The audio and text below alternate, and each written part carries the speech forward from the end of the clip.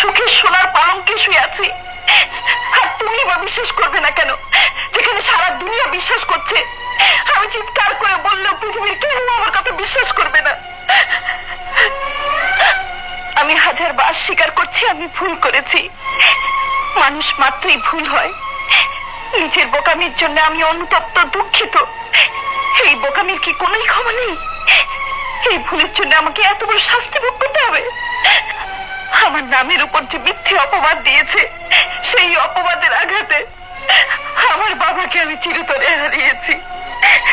আমার এতদিনের সাধনার স্বপ্ন, মান, সম্মান সব শেষ। আমি কত সুখে সোনার পালঙ্কে শুয়ে আছি, আর তুমি বা বিশ্বাস করবে না কেন?